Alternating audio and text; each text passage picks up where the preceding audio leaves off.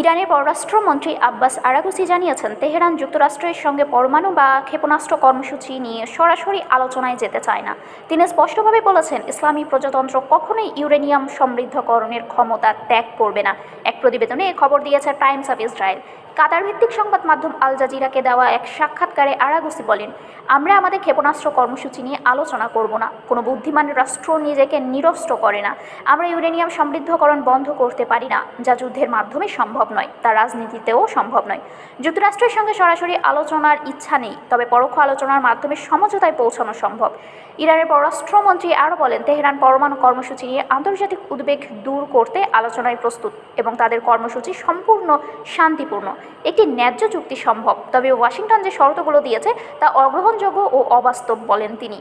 Israel ও যুক্তরাষ্ট্রের সাম্প্রতিক হামলায় ক্ষতিগ্রস্ত ইরানের পরমাণু স্থাপনাগুলোর প্রসঙ্গ টেনে আরাগচি বলেন, বোমা হামলায় ধ্বংসস্তূপের নিচেই পরমাণু উপকরণ রয়ে গেছে, সেগুলো কোথাও সরানো হয়নি। ক্ষতিগ্রস্ত হলেও প্রযুক্তি অক্ষত রয়েছে। তিনি আরও সতর্ক করেন, তেহরান সব ধরনের পরিস্থিতির জন্য প্রস্তুত এবং ইসরায়েলের সম্ভাব্য আগ্রাসী আচরণের জন্য প্রস্তুতি রয়েছে।